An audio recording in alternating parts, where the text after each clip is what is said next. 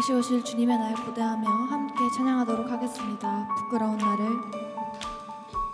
부끄러운 나를 덮어주시고 환하게 빛나는 새날을 주시네.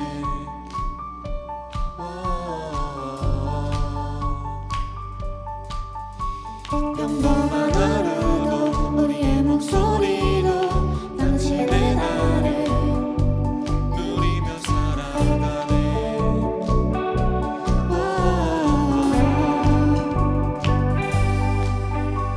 미련한 사랑 아버지의 유산 주 사랑은 온 땅에 넘치고 당신의 나를 맞이한 우리를 통해 끝없이 흘러가네. 좋은 소식을 전하며 평화를 나누자. 아름다운 달을 가진 그대여, 당신의 나를 우리와 화평을 이루신 그의 사랑을 즐거이 부르자.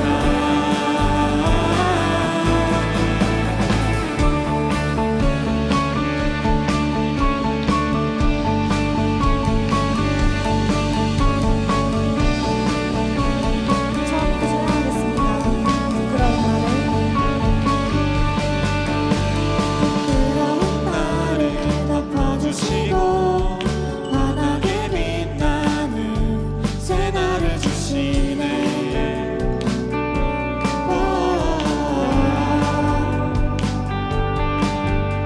평범한 하루도 우리의 목소리도 당신의 나를 누리며 살아가네.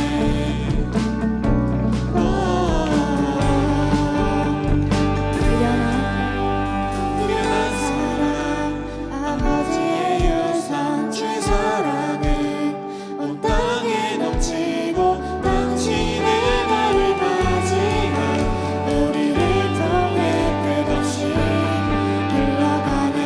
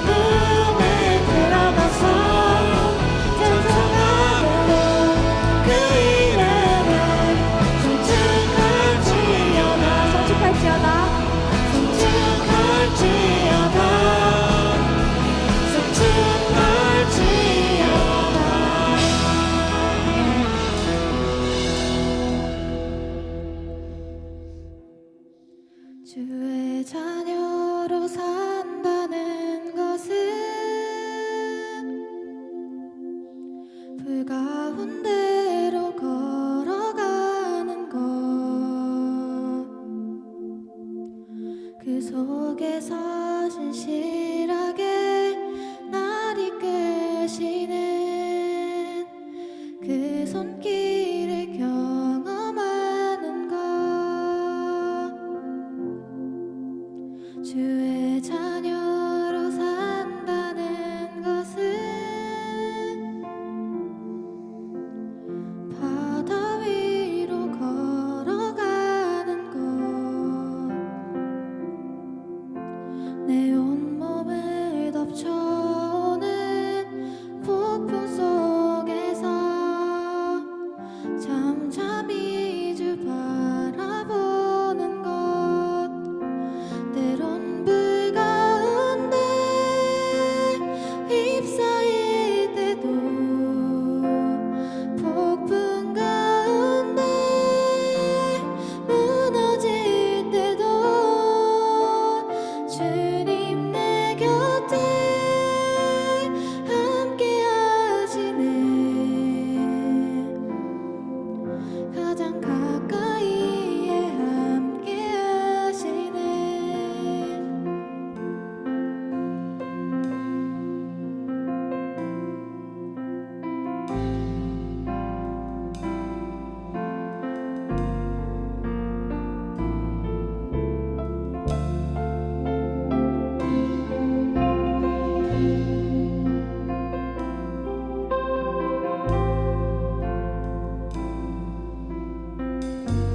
처음부터 고백하겠습니다. 주의 자녀로 산다는 것은, 주의 자녀로 산다는 것은 모두 용납하는 것, 나를 위해 달리신 십자가 사랑, 그 사랑으로 살아가는 것, 주의 자녀로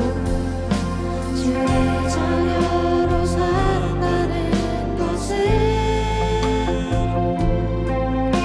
주님과 함께 동행하는 것, 주께서 지신 십자가 기꺼이 지고 주와 함께 걸어가는 것, 때론 불 가운데 휩싸일 때도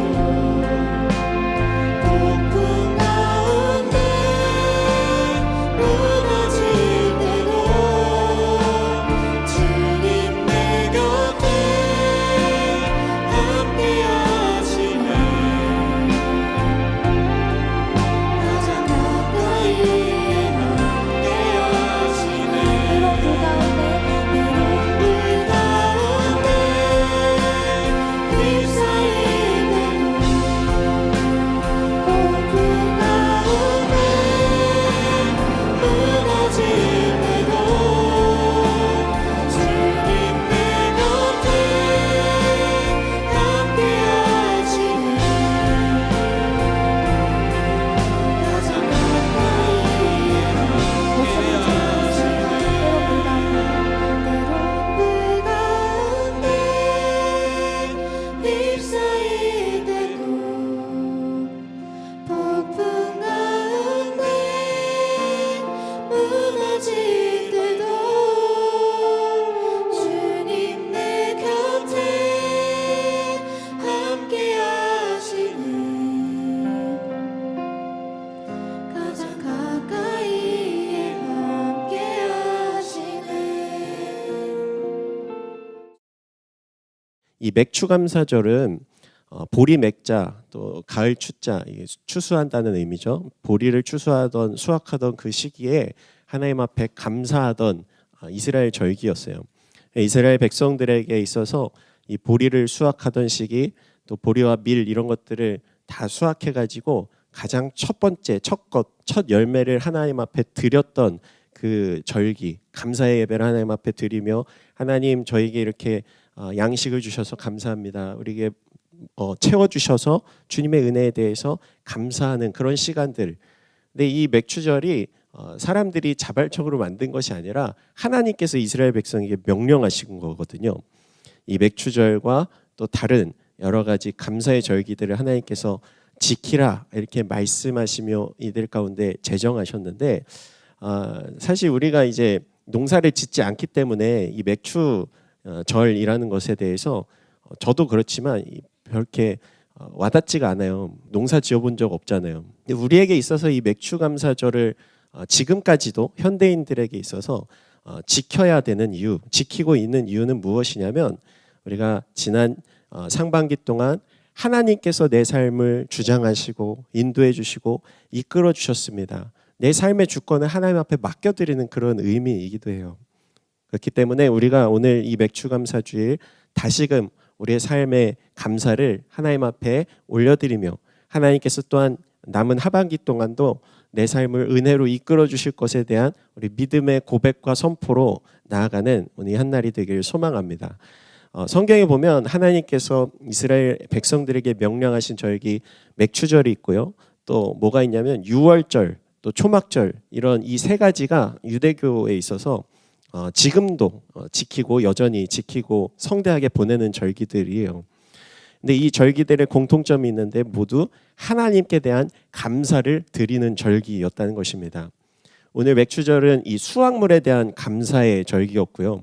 또 우리가 알고 있는 유월절, 우리가 찬양 고백하죠. 유월절 어린 양의 피로 이런 고백들 하잖아요. 유월절은 이스라엘 백성들을 하나님께서 애굽에서 이집트에서 건져내 주신 놀라운 기적과 은혜로 이들을 끄집어내서 하나님의 백성으로 인도하신 그 사건을 기억하는 절기인데 하나님께서 베풀어 주신 구원의 은혜에 대해서 감사하는 그 감사의 절기라고 할 수 있습니다.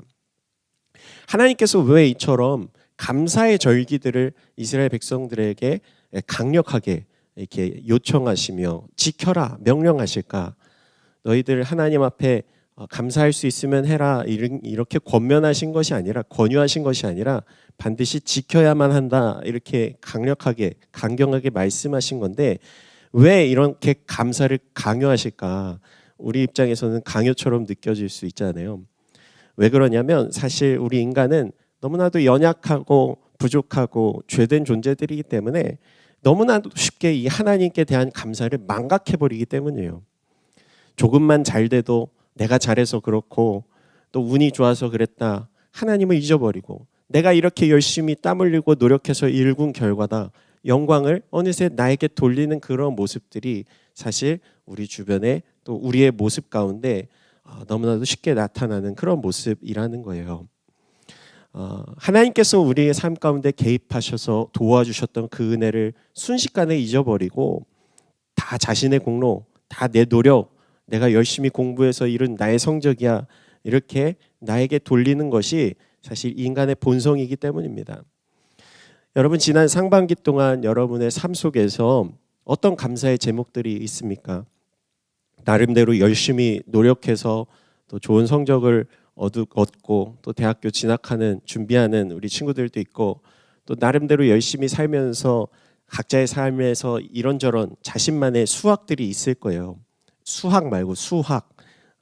또 반대로 몸이 아파서 많이 힘들었던 친구도 있을 것이고 성적이 마음만큼 안 나와서 어려운 친구들도 있어요. 내 삶에 별다른 수확이 없는 것 같이 느껴지는 그런 친구들도 있을 것입니다. 1년 반이나 지났는데 나 뭐 했지 이런 생각하면서. 근데 여러분 똑같은 삶을 살고 똑같은 일을 겪고 똑같은 어려움을 겪어도 어떤 사람들에게는 감사의 제목이 넘쳐나고요. 어떤 사람들에게는 불평거리가 넘쳐나는 그런 모습들을 우리 주변에서 볼 수 있어요. 또 심지어는 감사할 수밖에 없는 상황인데도 너무나 많은 것들을 누리고 있는 상황인데도 막 불평하고 원망하는 것이 가득한 사람이 있고 또 그 정반대로 저 사람은 도대체 감사할 수 없을 것 같은 정말 처절한 그 상황인데도 감사가 넘쳐나는 그런 사람들이 있다는 거예요. 왜 사람마다 이처럼 감사의 태도가 다를까? 감사의 역치가 다른 것일까? 오늘 성경에서 이 서로 다른 감사의 모습을 보이는 두 부류의 사람들이 등장하는데요. 예수님께서는 이 놀라운 은혜를 받고도 감사할 줄 모르는 이들의 모습을 지적하시는 장면이 나타납니다. 이 두 부류의 사람들의 차이는 무엇일까? 우리가 말씀을 통해서 함께 살펴보면서 우리가 회복해야 할, 또 우리가 간직해야 할 감사의 모습, 또 감사의 태도가 무엇인지 함께 생각해 보기를 원합니다. 우리 누가복음 17장 11절에서 14절 말씀 같이 읽겠습니다. 예수께서 가시는 길에 사마리아와 갈릴리 사이로 지나가시게 됐습니다. 예수께서 한 마을에 들어가시다가 10명의 나병 환자를 만나셨습니다. 그들이 멀찍이 서서 큰 소리로 외쳤습니다. 예수 선생님, 저희를 불쌍히 여겨 주십시오. 예수께서 그들을 보고 말씀하셨습니다. 제사장들에게 가서 너희 몸을 보이라. 그러자 그들은 가는 도중에 몸이 깨끗해졌습니다. 오늘 성경에는 10명의 나병 환자, 이제 한센병이라고도 하고 문둥병이라고도 하는데 이 10명의 나 환자가 등장합니다. 이들이 예수님을 만나게 되는 거예요. 이 나병은 사실 나균이라는 균이 몸에 침투해서 이 몸을 다 썩게 만드는 거거든요. 그러니까 이때 당시, 지금은 이제 치료가 되는 병이지만 그때 당시에 불과 몇십 년 전까지만 해도 불치병이었어요. 그러니까 이 나병에 걸리게 되면 이 도저히 해결되지 않는 그런 병이었다. 근데 이 나병이 얼마나 무서운가 하면 시간이 지나면 이 몸 끝에 뭐 손가락 끝이나 발가락 끝이나 귀 이런 것들이 계속 썩어 들어가서 어느 순간 이제 막 떨어져 나가는 그런 끔찍한 질병이었어요. 그런데 하나님께서는 이 나병이 전염성이 있기 때문에 율법에 무엇이라 규정하냐면 이 나병 환자들을 진영 바깥으로 이스라엘 예루살렘 성 바깥으로 이제 격리시켜라 이렇게 명령합니다. 그러니까 이 사람들을 그냥 두게 되면 이 질병이 성 안에 계속 번져나가기 때문에 이 너무 끔찍한 병이어가지고 이때 당시 사람들은 이 나병 환자들을 하나님께 저주받은 사람들이다 이렇게 생각했어요. 그러니까 실제 성경에 어떤 사람들의 이야기가 있냐면 모세의 누나였던 미리암이라는 여자가 모세를 비방하다가 아주 잠시 동안이지만 이 나병에 걸리게 되는 일도 벌어지게 됩니다. 그러니까 절대적으로 나병이 하나님의 저주는 아닌데 이 사람들은 은연중에 이 나병 환자들이 하나님께 저주받았다. 저들의 조상이나 혹은 그가 큰 죄를 지어서 하나님께 심판받은 것이다. 이렇게 생각하는 경향이 있었다는 거예요. 예수님 당시에도 이 나병 환자들이 함께 진영 바깥에서 버려진 사람들로 살아가고 있었다는 것입니다. 11절 말씀에 예수님이 사마리아와 갈릴리 그 사이로 지나가시는 길에, 그러니까 성 안이 아니라 성 바깥에서 이들을 만나게 된 거예요. 예수님을 만나게 된 이 10명의 나병 환자가 이렇게 외치죠. 예수님, 예수님, 우리를 불쌍히 여겨주세요. 외치며 그분의 도우심을 청해요. 예수님은 기꺼이 이들을 고쳐주시고 그분은 자신에게 손 내밀고 도움을 요청하는 이들을 외면하지 않으시며 넉넉하게 이들에게 은혜를 베푸시는 장면이 오늘 기록되어 있습니다. 그래서 이 10명의 나병 환자가 모두 길을 가면서 돌아가면서 치유되는 놀라운 은혜를 경험하게 되는 거예요. 여러분, 사실 우리는 모두 다 주님의 은혜를 동일하게 이미 받은 존재들입니다. 우리가 지금 이 시간 살아 숨쉬며 우리가 움직이며 호흡하는 것, 눈을 뜨고 오늘 이 한날을 살아가는 것, 하나님께서 우리에게 생명 주신 것만으로도 우리는 너무나도 큰 은혜를 이미 동일하게 다 받은 존재들이잖아요. 또 우리의 삶의 여러 여정 속에서 우리는 그분의 인도하심을 경험해요. 섭리라고 하죠. 오늘 이 10명의 나병 환자들이 예수님을 만났던 이 사건이 우연히 벌어진 일일까요? 이들 입장에서는 운이 좋아서 예수님을 만났다 생각할 수 있지만, 어르신들 노래 중에 이런 것도 있잖아요. 우리 만남은 우연이 아니야. 이런 가사도 있는데, 예수님의 관점에서는요, 예수님께서 만나주신 사람들에게 있어서 우연이란 없습니다. 그분은 창세 전부터 우리를 아시고 우리의 삶을 계획하시고 또 우리를 건져주시기 위한 구원의 계획을 이미 세워주신 그런 분이시라는 거예요. 이 나병 환자들은 성 바깥 버림받은 자들로 살아가고 있었거든요. 세상 가운데 의지할이 하나 없고 모든 사람들이 나를 포기하고 바깥에 던져진 그런 인생. 예수님은 이런 이들이 있는 곳을 향하신 것입니다. 철저한 계획을 가지고 이들을 만나 주시기 위해 성 바깥으로 움직이셨어요. 여러분, 내 인생 가운데 모두가 나를 버리고 나를 포기한 것 같고 또 내 곁에는 아무것도 없는 것 같은 이 절망의 순간에요, 우리는 이 나병 환자들처럼 예수님의 은혜, 우리에게 은혜의 선물을 들고 찾아오시는 주님을 어느 순간 만나는 때가 있습니다. 우리 주님은 다 우리의 삶 가운데 계획을 갖고 계시고 우리의 삶 가운데 구원의 선물을 베푸시기 위해서 우리 인생의 때때마다 찾아오시는 분이세요. 우리는 때때로 우리에게 찾아온 어려움과 아픔과 시련들, 이런 것들로 인해서 우리에게 하나님의 은혜가 없는 것 같은 인생처럼 느끼거든요. 그러나 반대로 이것은 우리에게 하나님께서 구원의 은혜를 베푸시기 위한 사전 준비라는 거예요. 이런 어려움과 시련으로 인해서 우리가 겪는 착시 현상, 하나님은 내 삶을 버리신 것 아닌가, 내 삶을 포기하신 것 아닌가, 그분이 과연 내 삶 가운데 찾아오시긴 하시는 것인가, 이렇게 생각하지만 그때에 주님, 나를 불쌍히 여겨주세요, 내 삶을 건져주세요, 기도하며 주 앞에 우리의 도움의 손길을 내밀 때 그분은 우리에게 넉넉한 은혜를 베풀며 우리를 건져주시는 우리 사랑의 주님이십니다. 우리가 기도를 응답받지 못하고 그분의 도우심을 받지 못하는 이유는 그분이 우리를 포기하신 것이 아니라 그분께 우리의 필요와 간구를 구하지 않기 때문이에요. 성경 야고보서에는 이렇게 말씀하고 있어요. 너희가 얻지 못하면 구하지 아니하기 때문이고 구하여도 받지 못하면 정욕으로 쓰려고 잘못 구하기 때문이다. 그러니까 기도하지 않기에, 주님의 도우심을 구하지 않기 때문에 우리가 얻지 못하는 것뿐이지, 주님께서는 여전히 우리를 기다리시고 그분께 손 내밀기를 바라고 원하시는 분이시라는 겁니다. 여러분, 하나님은 누구에게는 은혜를 베푸시고 누구에게는 베풀지 않으시는 차별하시는 하나님이 아니세요. 그분은 이 땅에서 생명과 호흡을 가지고 살아가는 우리 모두에게 동일한 은혜를 이미 베푸셨고 또 준비하고 계시고, 우리는 마땅히 그분께 감사할 이유와 조건을 다 갖고 있는 존재들이라는 것을 기억해야 합니다. 이 10명의 나병 환자 모두가 치유함을 받았습니다. 그 가운데 두 부류의 사람이 나타나게 되는데요. 우리 15절과 16절 말씀 우리 같이 함께 읽겠습니다. 그들 중 한 사람은 자기 병이 나은 것을 보고 큰 소리로 하나님께 영광을 돌리며 돌아왔습니다. 그는 예수의 발 앞에 엎드려 감사했습니다. 그는 사마리아 사람이었습니다. 이 10명의 나병 환자 중에서 단 한 사람만 예수님 앞에 돌아와 감사의 고백을 올려드리고 있는 거예요. 9명이 감사하지 않았던 이유는 무엇이었을까요? 이들은 아마 치유받았다는, 내 평생 가지고 있었던 이 어려움에서 해방됐다는 그 기쁨 때문에 기적의 주체가 되시는 예수님을 잊어버린 것입니다. 빨리 우리 집에 가야지, 우리 가족들 만나야지 하는 그 기쁨에 겨워서 정작 나에게 은혜 베푸신 주님을 잊어버린 거예요. 여러분, 아마 우리의 모습도 이와 다르지 않을 것입니다.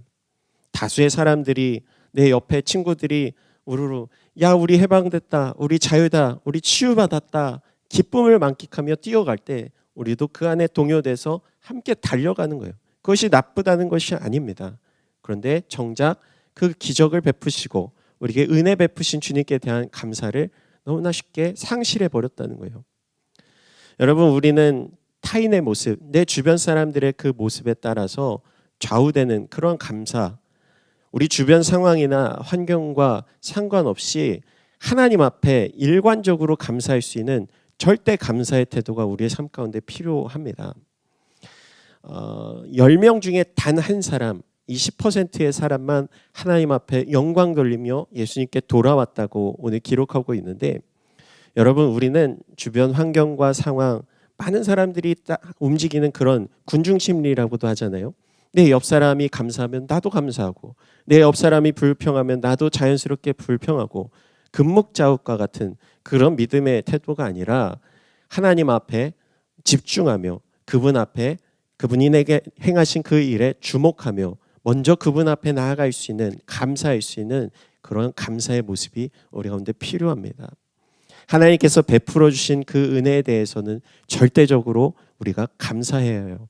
남들과 비교해서 나는 덜 가진 것 같아, 나는 쟤보다 부족한 것 같아. 그렇게 여기는 상대적인 감사가 아니라 하나님께서 내게 주신 구원의 은총, 그분께서 나를 위해서 피 흘리신 그 십자가의 은혜, 그분께서 내 삶을 인도하고 계시다는 그 믿음의 확신 앞에 우리는 감사의 사람, 절대 감사의 사람이 되어야 해요. 그것이 바로 하나님께서 기뻐하시는 모습이기 때문입니다. 오늘 나머지 9사람에게 예수님께서 물으세요. 우리 17절에서 19절 말씀 함께 읽겠습니다. 예수께서 물으셨습니다. 10명이 깨끗해지지 않았느냐? 그런데 9명은 어디에 있느냐? 이 이방 사람 말고는 하나님께 영광을 돌리려고 되돌아온 사람이 없단 말이냐? 그리고 예수께서 그에게 말씀하셨습니다. 일어나 가거라. 내 믿음이 너를 구원했다. 나머지 9은 어디 있느냐? 여러분, 받은 은혜에 대해서 감사하지 않는다는 것은요, 은혜를 값싼 것으로 만드는 것입니다. 그러나 구원받은 우리들, 주님의 은혜를 받은 우리들, 하나님의 자녀된 우리들, 영원한 천국, 영원한 생명을 선물로 받은 우리들은 결코 그 은혜를 값싼 은혜로 여겨서는 아니 됩니다. 구원받은 우리, 하나님의 자녀된 우리들은 우리의 영혼을 구원하신 우리 주님의 은혜에 대해서 날마다 감사하며 영광 돌리며, 여러분이 매주 이렇게 모여서 찬양하고 있는 이유도 바로 그것이에요. 주님께 감사드리기 위해, 나를 구원하신 주님의 은혜 감사합니다. 찬양합니다. 주께서 행하셨습니다. 그분께 영광을 돌리는 것입니다. 그것은 우리가 값으로 매길 수 없는 큰 은혜, 값진 사랑이기 때문이에요. 우리가 평생에 갚아도 갚을 수 없는 예수 그리스도의 피값으로 지불된 은혜이기 때문입니다. 여러분, 은혜만 받고 감사는 없는 9명의 사람이 되지 마십시오. 주님께서 주신 은혜에 감사할 수 있는 한 명의 사람이 되는 우리 주님께서 주목하시고 칭찬하시는 우리 드림교회 여러분의 믿음이 되기를 축복합니다. 말씀 마치려고 하는데요. 여러분, 주님의 자녀된 우리들은 절대 감사의 사람이 되어야 합니다. 우리의 삶의 감사의 기준을 하나님으로 절대값으로 딱 설정해 놓는 거예요. 하나님만 바라보며 하나님께서 행하신 일을 우리가 주목할 때 그분께 대한 감사가 우리의 삶 가운데 계속해서 회복될 것입니다. 데살로니가전서 5장 18절 말씀 같이 읽어볼까요? 모든 일에 감사하십시오. 이는 그리스도 예수 안에서 여러분을 향하신 하나님의 뜻입니다. 고난이 찾아와도, 어려움이 찾아와도 그 뒤에 숨겨두신 하나님의 놀라운 은혜의 선물을 우리가 바라볼 수 있는 것, 그것이 바로 감사하는 사람들이 갖고 있는 믿음의 시선입니다. 범사에 감사하는 것, 내 주변 사람들이 어떻게 움직이든지 어떻게 행하든지 그것에 동요하지 않고 내 주변 사람들의 평가에 따라 휩쓸리는 그런 감사, 그런 믿음이 아니라 하나님의 은혜를 절대 기준으로 삼아서 날마다 살아 숨쉬는 순간 내가 받든 받지 못하든, 내가 얻든 얻지 못하든 하나님께 대한 감사와 찬양으로 날마다 영광 돌리는 우리 드림교회 공동체가 되기를 축복합니다. 시편 118편 1절 말씀 우리 큰 목소리와 함께 읽겠습니다. 여호와께 감사하라. 그분은 선하시고 그분의 사랑은 영원하시다. 우리 선하신 주님, 우리 영원하신 그 사랑으로 우리 여러분의 삶 가운데 오늘도 내일도 영원토록 동행하여 주실 줄 믿습니다.